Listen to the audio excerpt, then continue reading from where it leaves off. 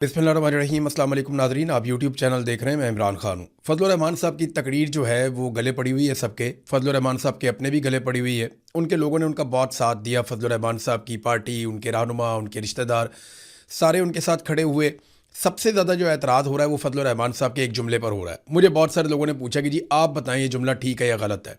तो चले मैं अपना एनालिसिस भी आपको दे देता हूँ, क्योंकि मैं गुरेज़ कर रहा था इस चीज़ पे बात करने से। लेकिन क्योंकि बहुत सारे लोगों ने ये सवाल पूछा कि ये जो तकरीर में उनका एक जुमला है जिसमें वो कह रहे हैं कि अपने शहीदों का खून जो है वो हम पर एहसान ना चढ़ाओ। परवेज़ मुशर्रफ साहब का एक जुमला था कि भाई अगर फ़ौज में आए हो तो मरना मारना तो चलता ही रहता है। तो जब आप एक सिक्योरिटी फोर्स ज्वाइन करते हैं तो आपको इस बात का पहले दिन से अंदेशा होता है कि आपको गोली चलानी भी पड़ सकती है, आपके ऊपर गोली चल भी सकती है, आपको जान लेनी भी पड़ सकती है और आपकी जान जा भी सकती है। तो ये एक बड़ी रिस्की जॉब है जिसमें आपको ये सारा कुछ करना पड़ता है। तो यहाँ तक तो ये बात ठीक है। मैं आपको सिर्फ एक वाकया सुनाता हूँ, उससे आपको चीज़ों का आइडिया हो जाएगा। ये बात है 2013-14 की बात है। मैं सियाचिन गया था। वहाँ जो मेरे एक प्रोड्यूसर थे उनके साथ एक फ़ौजी मेजर था, उसकी बहस हो गई। और बहस इस बात पे हुई कि जनाब ये जो पहाड़ हैं पीछे जो इंडिया के कब्ज़े में हैं, इन पे पाकिस्तान का कब्ज़ा होना चाहिए था। तो इंडिया ने आपसे ये छीन लिए और आप आज तक वापस नहीं ले पाए। इस बात के ऊपर वो आपस में बहस कर रहे थे। तो वो मेजर साहब बहुत जज्बाती हो गए और उन्होंने जज्बाती होकर कहना शुरू कर दिया कि हम यहाँ पे जाने दे रहे हैं, हम यहाँ पे कुर्बानी दे रहे हैं और आप हमें बातें सुनाते हैं। उन्होंने कहा जी देखें, मैंने आपसे पूछा कि क्या हमारा कब्ज़ा यहाँ तक होना चाहिए था या इससे आगे भी ज़मीन हमारे पास होनी चाहिए थी। तो आप इसका जवाब देने की बजाय मेरे ऊपर अटैक कर रहे हैं। तो ये तो आप तस्लीम करें ना कि बहुत सारा एरिया जो सियाचिन का पाकिस्तान का था वो इंडिया ले गया। कम से कम यहाँ तक तो आप मान लें कि आपकी गफलत की वजह से बहुत सारा एरिया चला गया, फिर आगे बढ़ जाते हैं। तो वो मेजर साहब ने मेरी तरफ देख के एक सवाल पूछा कि आप बताएं इमरान साहब, कोई 30-40 हज़ार के लिए, 50 हज़ार के लिए कोई अपनी जान देता है 40-50 हज़ार की नौकरी के लिए? तो मैंने उन्हें जो जवाब दिया वही जवाब मैं यहाँ पे आप सारों को दे देता हूँ। मैंने कहा जी हम जो आपको पैसे देते हैं ना वो आपके वक्त के लिए आपको हम देते हैं, कि जो आप सर्विसेज दे रहे हैं, आप जो नौकरी कर लें उसके लिए हम आपको पैसा देते हैं। जैसा हम डाकिए को देते हैं, जैसा हम टीचर को देते हैं, जैसा हम पुलिस वाले को देते हैं, जैसा हम बाकी सेक्रेटेरिएट में काम करने वाले मुलाजमीन को देते हैं, ऐसे हम आपको भी तनख्वाह देते हैं। जैसे बाकी इदारों में तनख्वाह मिलती है, आपके इदारे को भी तनख्वाह मिलती है। तो इसमें अलग चीज़ क्या है, सबकी अपनी अपनी अलग अलग ड्यूटी है। वो कहते हैं लेकिन आप बताएं कि कोई अपनी जान देता है इतने पैसों के लिए? तो मैंने कहा देखें, चाहे आपके इदारे का आदमी हो चाहे किसी भी इदारे का आदमी हो, जो भी अपनी जान देता है ना उसके बदले में हम उसे पैसे नहीं देते, उसके बदले में हम उसे इज्जत देते हैं, उसके बदले में हम उसे प्यार देते हैं। और यही एक कौम दे सकती है अपने शहीद को। तो फिर मेजर साहब के पास कोई जवाब नहीं था उसके बाद, और ना उनके पास पूछने के लिए कोई सवाल था। तो ये जो सिक्योरिटी फोर्सेज हैं ये तनख्वाह लेकर काम करती हैं, ये बात बिल्कुल ठीक है फजल रहमान साहब की, उन्होंने गलत बात नहीं की। लेकिन जब ये लोग शहीद हो जाते हैं तो कौम इसके बदले में उन्हें प्यार करती है, कौम इसके बदले में उनका एहतराम करती है। और यही एक प्यार और एहतराम है, और ये एक जज्बा यही होता है ना कि मैं अपनी कौम के लिए जान दे रहा हूँ, मेरी कौम मुझे याद रखेगी, मैं हमेशा अपनी कौम की नज़रों में ज़िंदा रहूँगा, मेरे ख़ानदान वाले मेरे पे फ़ख्र करेंगे। यही एक बात होती है ना जो आप लड़ते हैं, कोई भी लड़ाई आप जब लड़ते हैं तो आपको ये होता है मैं अपनी कौम के लिए, अपने लोगों के लिए लड़ रहा हूँ। अरशद शरीफ के दिमाग में भी यही था ना कि मैं अपनी कौम के लिए आवाज़ उठा रहा हूँ, आने वाली नस्लों के लिए आवाज़ उठा रहा हूँ, लोग मुझे याद रखेंगे। आज लोग अरशद शरीफ को याद भी रखते हैं, प्यार भी करते हैं।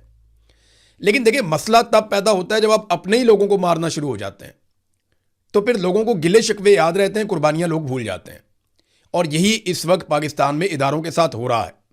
ऐसा नहीं है कि इदारों ने कुर्बानियां दी, पुलिस ने सबसे ज़्यादा कुर्बानियां दी हैं। उसके बाद दहशतगर्दी की लड़ाई में फौज ने भी कुर्बानियां दी हैं। लेकिन सबसे बड़ी कुर्बानी जो दी वो पाकिस्तान के सिविलियंस ने दी हैं। सबसे ज़्यादा जानें सिविलियंस की गई हैं दहशतगर्दी के खिलाफ लड़ाई में। और वो सारे भी उतने ही बड़े शहीद हैं जितने बड़े हमारे सिक्योरिटी फोर्सेज के लोग शहीद हैं। ये सारे लोग जो है वो शोहदा हैं, तो सारों का एक जैसा एहतराम होना चाहिए ना। हम तो फ़र्क नहीं करते, लेकिन ये जो फ़र्क किया जा रहा है इस वक्त, बलूचिस्तान की सड़कों पे 30 शोहदा के लाशें पड़ी हुई हैं, उनसे सौतेलों जैसा सलूक क्यों किया जा रहा है? मेरा ये सवाल है, कोई मुझे इसका जवाब दे दे। देखिए फजल रहमान साहब के जुमले में ये आप एतराज़ कर सकते हैं, जो लोग एतराज़ कर रहे हैं उस एक जुमले के ऊपर, वो जायज़ एहतजाज है कि आप शोहदा के बारे में आप इस तरह बात बेशक ना करें। लेकिन क्या शोहदा का एहतराम पाकिस्तान की रियासत कर रही है? मेरा सवाल यह है। क्या इन पुलिस वालों की जो वर्दी है वो ज़्यादा सस्ती है? क्यों उनके चेहरे जो है वो पाकिस्तान के टीवी चैनल्स पर नहीं दिखाए जा रहे? मेरा सवाल है, मुझे इसका जवाब दें आप। क्यों उन पर गमगीन नगमों वाले म्यूजिक क्यों नहीं चलाए जा रहे, उनके ऊपर मोन्टाजेस क्यों नहीं बनाए जा रहे, क्यों उनके चेहरे बार बार टीवी चैनल्स पे नहीं दिखाए जा रहे? मेरा सवाल है, मुझे इसका जवाब दे। क्यों अभी तक आईएसपीआर की जानिब से इन शोधा पर कोई नगमा जारी नहीं किया गया? मेरा सवाल है, मुझे इसका जवाब दें। क्यों अभी तक नेशनल मीडिया को जाए वकुआ पर नहीं ले जाया गया? मेरा सवाल है ना, मुझे इसका जवाब दें। अभी तक क्यों वॉर रूम नहीं बनाकर दिखाए गए मीडिया के ऊपर, जो हमेशा बनाकर दिखाए जाते हैं? क्या ये जो पुलिस वाले हैं इनकी वर्दी सस्ती है, या ये कौम के बेटे नहीं है, या इनका खून सस्ता है? मेरा सवाल है ना, देखें, जब शहीद की इज्जत होगी तो सबकी इज्जत होगी।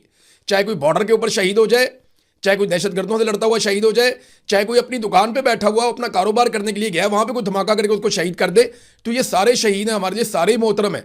चाहे अरशद शरीफ दियारे गैर में शहीद हो जाए, कीनिया की सरजमीन पे मारा जाए, वो भी हमारे लिए शहीद है, वो भी हमारे लिए उतना ही मोहतरम है, मोतबर है, बल्कि वो ज्यादा अहमियत इसलिए रखता है कि उसकी कोई लड़ने की ट्रेनिंग नहीं थी। वो पूरी कौम के लिए आवाज उठा रहा था, अकेला वहां पे पड़ा हुआ था दियारे गैर में, वहां पे शहीद हो गया, तो उसकी भी उतनी इज्जत होनी चाहिए। मेरा यह सवाल है कि क्यों अभी तक शोहदा के लवाहिकीन और उनके वारिसान के इंटरव्यू टीवी चैनल पे नहीं दिखाए जा रहे? क्या ये वर्दी इतनी सस्ती है कि आप नहीं दिखाएंगे? इनके साथ सौतेलों जैसा सलूक आप करेंगे तो आप खुद कंट्रोवर्सी में जा रहे हैं। पाकिस्तान के इदारे एक तफरीक पैदा कर रहे हैं जो नहीं होनी चाहिए। ये क्या वजह सिर्फ ये है कि ये आपके अजाइम या आपके मकासद के रास्ते में नहीं मारे गए, या ये सस्ते लोग थे, या इनका खून सस्ता था? देखें, अमेरिका ने अपने एक पायलट को बचाने के लिए, देखें, शेर तो हमें यह भी सुनाए जाते हैं कि काफिर हो तो शमशीर पे करता है भरोसा, मोमिन हो तो बेतेग भी लड़ता है सिपाही। ये जगह जगह लिखे हुए हैं। हमें एस्टेब्लिशमेंट के लोग ये शेर सुनाते हैं बार बार जज्बाती करने के लिए, और बहुत सारे इस तरह के। लेकिन मेरा सवाल ये है कि वहां पे लड़ने के लिए क्यों नहीं गए जहां पे आपके पास बेशुमार असला था? वो तो बेचारे आपका इंतजार करते रहे, वो तो आपको देखते रहे। अमेरिकन पायलट एक गिर गया था ईरान के अंदर। अमेरिका ने तारीख का महंगा तरीन और मुश्किल तरीन ऑपरेशन किया अपने पायलट को निकालने के लिए। याद है आपको? थोड़ा अर्सा पहले की बात है। डोनाल्ड ट्रंप वगैरह ये दो रातें सोए ही नहीं सारे लोग। इन्होंने व्हाइट हाउस के अंदर पूरा एक वॉर रूम बना दिया था और पूरा एक ऑपरेशन किया गया था बहुत बड़ा, जिसपे अरबों रुपए इन्होंने खर्च कर दिए थे कि हमने हर हाल में कई अपना सामान इन्होंने कीमती ज़ाया करवा दिया, अपने एयरक्राफ्ट ज़ाया करवा दिए। लेकिन ये अपने एक एक बंदे को ईरान से निकाल कर लेकर गए। जब ईरान में पायलट गिला था, वो वाकया आपको याद होगा। तो हम अपने 30 जवानों को किसके रहमो करम पे छोड़ रहे थे? हमने वहां पे क्यों छोड़ा? हमें भी चाहिए था वहां से उनको निकालते। देखिए ना, पाकिस्तान अब सालसी दुनिया की तो करवा रहा है। वो डोनाल्ड ट्रंप भी बाज नहीं आ रहा, ईरान भी नहीं बाज आ रहा, वो आपस में एक दूसरे पे मिसाइल मारते चले जा रहे हैं, मारते चले जा रहे हैं। लड़ाई दोबारा शुरू हो गई। दोनों को आपने हुर्मत पे कंट्रोल चाहिए, और कंट्रोल का मामला यह है कि जिसका कंट्रोल होगा वो फ्यूचर में तिजारत के ऊपर कंट्रोल करेगा। ईरान को लगता है कि उनके हाथ में कमजोरी आ गई है दुनिया की, तो यहां से हम अपने आप को सेव करेंगे। जबकि अमेरिका को यह लगता है कि हमारी बहुत बड़ी बेइज्जती है अगर हम इसको बंद करवा के चले जाते हैं या ईरान के कंट्रोल में देकर चले जाते हैं। अब वो लड़ाई लगी हुई है, लड़ाई चलती जा रही है, चलती जा रही है। वो फिर एक दूसरे पे बम मारे, ईरान के ऊपर ज्यादा बम गिर रहे हैं। लड़ाई का आगाज ईरान ने कहा जी कि अमेरिका ने किया है, जबकि अमेरिका कहता है वहां से जो जहाज गुजरते हैं उनको ईरान मारता है, तो फिर लड़ाई शुरू हो जाती है। अब अरब ममालिक के ऊपर ईरान लगातार बमबारी कर रहा है। बहुत सारे मिसाइल उनके इंटरसेप्ट हो जाते हैं, लेकिन बहुत सारे जाके टारगेट पे भी लग जाते हैं, और वहां से वीडियोस भी आ रही हैं। तो डोनाल्ड ट्रंप ने इस हवाले से एक इंटरव्यू भी दिया। मेरा सवाल यह है कि देखें, पाकिस्तान में आग लगी हुई है। बलूचिस्तान लिबरेशन आर्मी ने और तहरीके तालिबान पाकिस्तान ने जो वीडियोस जारी कर दी हैं, मैंने बदकिस्मती से वो वीडियोस देखी हैं। वो इतनी खौफनाक वीडियोस हैं, ऐसे दिल दहला देने वाले मनाजिर हैं कि मैं नहीं चाहता कि कोई भी उनको देखे। लेकिन बतौर सहाफ़ी जब मैंने देखा तो ये बहुत खौफनाक सूरत हाल पैदा हो चुकी है। बहुत सारी तंजीमें इकट्ठी हो गई हैं, बहुत सारी तंजीमें सरगर्म हो गई हैं। वहाँ पे आप अंदाज़ा करें कि इस वक्त जो सूरत हाल है, अफगान फोर्सेस है, दाइश है, TTP है, BLA है, और जराइम पेशा ग्रोह हैं, बहुत सारे स्मगलर्स हैं, और पता नहीं कौन कौन कहाँ से इकट्ठा होकर आ गया। और एक अजीबो गरीब अनारकी फैल गई है पूरे बलूचिस्तान में और खैबर पख्तूनख्वा के कबायली इलाकों में। इनको रोको जाके। दुनिया की सालसी आप छोड़ दें, कश्मीर के अंदर आपने आग लगाई हुई है, एक नफरत की आग वहाँ पे भड़क रही है। लोग बात सुनने को तैयार नहीं है हुकूमत की, और हुकूमत लोगों की बात नहीं सुन रही।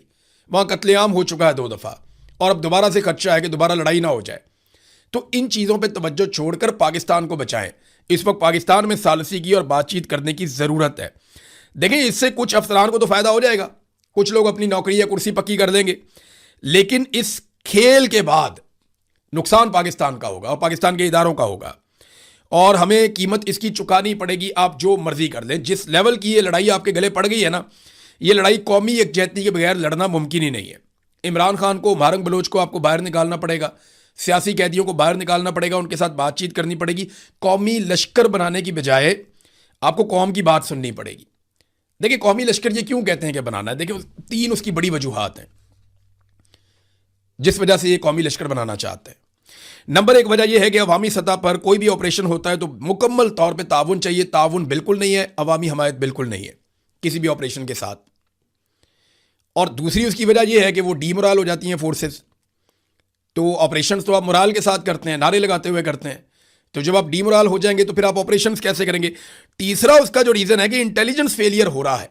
जब तक आपका लोकल आपके साथ नहीं होगा, मकामी आबादियां आपके साथ खड़ी नहीं होंगी, आपको इंटेलिजेंस नहीं मिलेगी, तो आपको ऑपरेशंस में कामयाबी नहीं मिलेगी। अब ये 3 बड़ी रीजंस हैं, लोग साथ नहीं खड़े हो रहे। देखिए अगर लश्कर होगा तो अवामी तायद भी मिल जाएगी, मालूमात भी मिलेंगी और मोराल भी बेहतर हो जाएगा।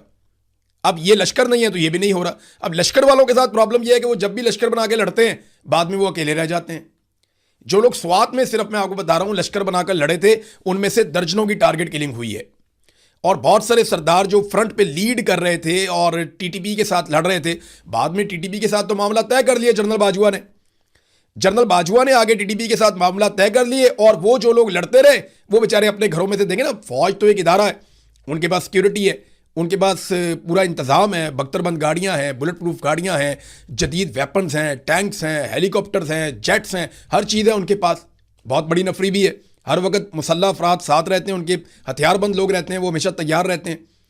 लेकिन ये जो लश्कर है, इनमें कोई ताजर है, कोई इनमें ज़िम्मेदार है, कोई इनमें छोटा सरदार है, कोई इनमें बड़ा सरदार है, कोई इनमें दुकानदार है। अब ये लोग लश्कर बना के लड़ने के लिए आ जाते हैं, बाद में तो इन्होंने अपनी दुकानों पे, अपने कारोबारों में या अपने हुजरों में जाके बैठना है। ये तो हर वक्त उस तरह मुसल्ला नहीं रह सकते। और जब ये गैर मुसल्ला होते हैं, इनकी टारगेट किलिंग होती है। और जनरल बाजवा ने जैसे आकर सुलह कर ली, कल को एक और आएगा आके इनके साथ सुलह कर लेगा, लश्कर इन्हें मारेगा, बाद में आगे सुलह कर देगा, सुलह हो जाएगी, वो उनकी टारगेट किलिंग करेंगे, वो कबाइल आपस में कई दहाइयों तक फिर लड़ते रहेंगे। ये बड़ी बदकिस्मती है और इस वजह से फजलुर रहमान साहब ने कहा कि नहीं, ये नहीं होना चाहिए। बहरहाल फजलुर रहमान साहब पे बहुत टिका कर तनकीद हुई है और फजलुर रहमान साहब का मौक़िफ़ ज़्यादातर जो है उनकी बात वो ठीक है, उनकी बात गलत नहीं है। लेकिन उनकी मज़ामत की वजह जो है ना फजलुर रहमान साहब की, वो कभी भी उसूली नहीं होती। उनकी मज़ामत की वजह ज़्यादातर वसूली होती है और फजलुर रहमान साहब वसूली कर लेते होते हैं। फजलुर रहमान साहब को ये नज़र आ रहा है कि ये सेटअप नहीं चल रहा और पाकिस्तान को एक नए इलेक्शन की तरफ जाना पड़ेगा। और जब भी कोई इमरान खान साहब से बात करेगा, जो अब नज़र आ रहा है कि इसके बगैर गुजारा कोई नहीं है, तो इलेक्शन की तरफ ही जाना पड़ेगा। और इलेक्शन में उसी पॉलिटिकल पार्टी को वोट मिलेगा जो एंटी एस्टेब्लिशमेंट बयानियाँ बनाएगी।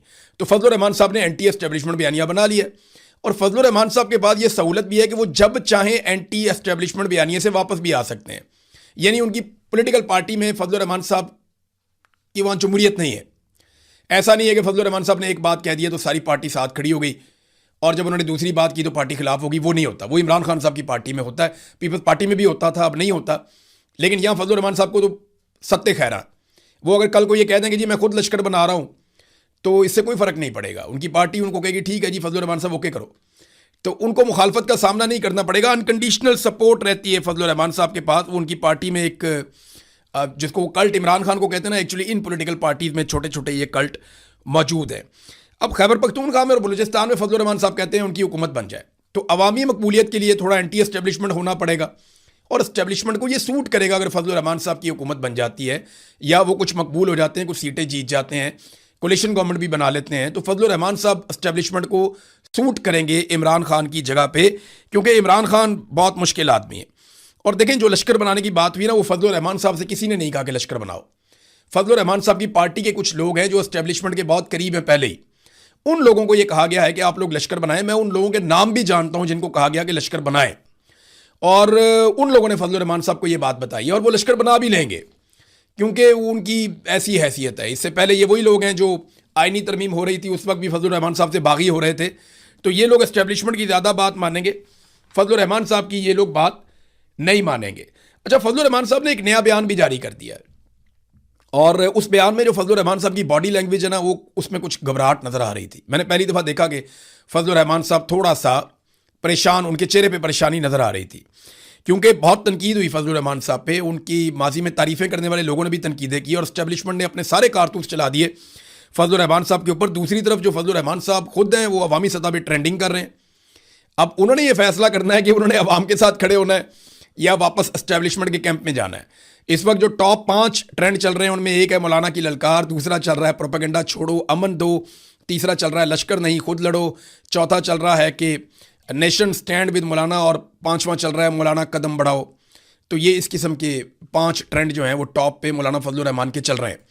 तो इन्होंने बड़ी कोशिश भी की कि मौलाना फजलुर रहमान के ट्रेंड ख़त्म किए जाएं और इस सिलसिले में ऐसे बेवकूफ़ लोग भी हैं हुकूमत में जिन्होंने मार्केटिंग कंपनियों से रब्ता कर लिया। तो उन्होंने कहा जी हमारा इससे क्या ताल्लुक़ है, ये हम नहीं कर सकते, ये आप PTA से जाके बात करें या आप ट्विटर से बात करें या आप इसको और तरीके से देखें, हमारा इसमें कोई ताल्लुक़ नहीं है।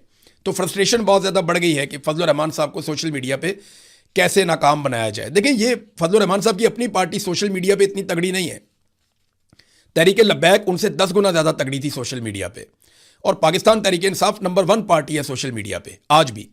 ये अवामी तायीद है जो फजलुर रहमान साहब को मिली है उनके मौक़िफ़ की वजह से। वो अपना मौक़िफ़ बदलेंगे, देखेंगे यही अवाम सारी की सारी फजलुर रहमान साहब के खिलाफ हो जाएगी, फिर फजलुर रहमान साहब अपना कोई ट्रेंड बना के चला के दिखा दें तो वो नहीं बना पाएंगे, ना वो चला पाएंगे, वो कर नहीं पाएंगे। इमरान खान साहब के बारे में देखें, इनको अगर अमन लेकर आना है ना तो जितने भी सियासी कैदी हैं उनको छोड़कर पाकिस्तान को एक नए इलेक्शन की तरफ लेकर जाना पड़ेगा और अवामी लश्कर बनाने की बजाय अवाम की बात सुननी पड़ेगी, अवाम को उनके हुकूक देने पड़ेंगे। फिर आप देखिएगा पाकिस्तान में आहिस्ता आहिस्ता अमन आ जाएगा और ये दहशतगर्द ये अकेले होते चले जाएंगे। अब इन दहशतगर्दों को सपोर्ट इसलिए मिल लेती है क्योंकि सिक्योरिटी फोर्सेस से लोग नाराज़ हैं, और वो नाराज़ इसलिए हैं कि सिक्योरिटी फोर्सेस अपने ही लोगों पे गोली चला देती हैं। कश्मीर में आपने ये देख लिया, डी चौक में आपने ये देख लिया, मुरीदके में आपने ये देख लिया, 9 मई को आपने ये देख लिया। तो आप बार बार ये होता हुआ देख रहे हैं पाकिस्तान में, तो लोगों के अंदर अब रिजेंटमेंट पैदा हो गई है। इमरान खान जेल में किस स्टेट ऑफ माइंड में है इसको समझना बहुत ज़रूरी है। ऐसी सूरत हाल में आप इस आदमी को शिकस्त नहीं दे सकते, आपको इससे बात ही करनी पड़ेगी। जो अल्लामा राजा नासिर अब्बास साहब हैं उन्होंने एग्जैक्टली वो अल्फाज बताए जो इमरान खान साहब ने उन लोगों से बोले थे जेल में, जब ये पेशकश लेकर गए थे इमरान खान साहब के पास कि आपको हम बनीगाला में शिफ्ट कर देते हैं। ये बहुत बड़ा इंकशाफ है, ये पहली मरतबा हुआ, मैं आपके सामने रख देता हूँ। पहले इसके बारे में खबरें आती रही हैं लेकिन बड़ी क्लैरिटी के साथ उन्होंने वो पूरा माहौल बताया जिसमें वो गए थे। उन्होंने कहा जी हम 5-6 लोग गए थे, सलमान अकरम राजा थे, अली अमीन गंडापुर थे, साहबजादा हामिद रज़ा थे, वो भी बेचारे बेगुनाह जेल में कैद हैं। साहबजादा हामिद रज़ा एक मुहब्ब वतन पाकिस्तानी है, देखिए उसको जेल में डाला हुआ सिर्फ इसलिए कि तुम इमरान खान की मुखालफत क्यों नहीं करते, और वो भी सज़ा काट रहे हैं बीमार होने के बावजूद। उनकी कभी मुलाकातें बंद कर देते हैं, कभी उनका इलाज नहीं करवाते, तो उनके साथ सख्त ज़्यादती की जा रही है साहबजादा हामिद रज़ा साहब के साथ भी। तो इमरान खान ने इन लोगों को क्या कहा था जाते ही? इमरान खान ने कहा कि पहले मेरी बात सुनो, मैंने बनीगाला नहीं जाना है, मैंने कोई कंप्रोमाइज़ नहीं करना है, मेरे साथ वाले लोग जो एक जुमला लिख कर दे देते हैं बाहर आ जाते हैं वो जेल में रहें, और मैं जनाबे वाला डील करके तो जाकर उधर बैठ जाऊं, मैं नहीं जाऊंगा। और ये जेल मेरे लिए अल्लाह की नेमत है। मैं पहले मेरे पास इतना वक्त नहीं होता था, कुरान पढ़ता हूं तो पहले एक तर्जमा, अभी मेरे पास कई तर्जमे हैं या तफसीरें हैं, मुझे अब सही से वो कहते हैं याद नहीं है, लेकिन 4-5 की उन्होंने बात की थी।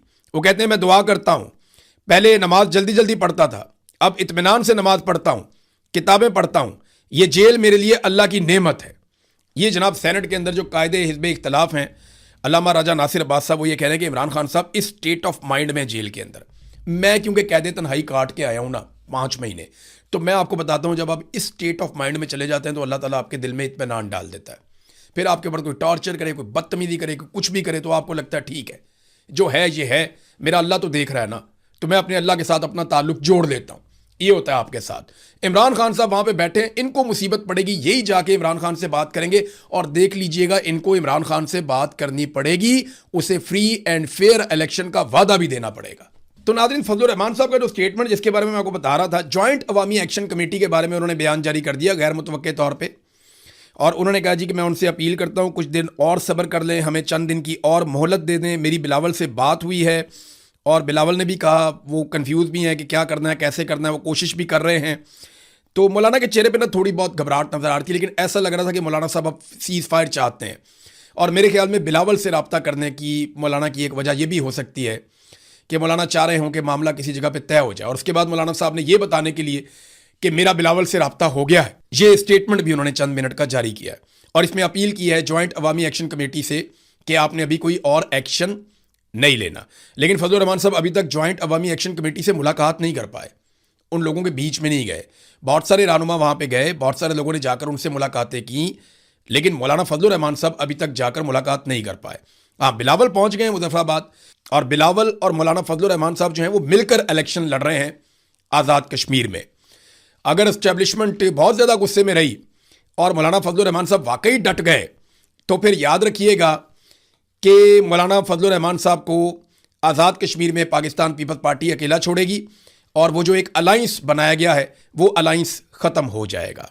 लेकिन देखते हैं ये होता है या नहीं होता। मौलाना साहब नॉर्मली अच्छी डील करने के आदी हैं और अच्छी डील करने में महारत रखते हैं।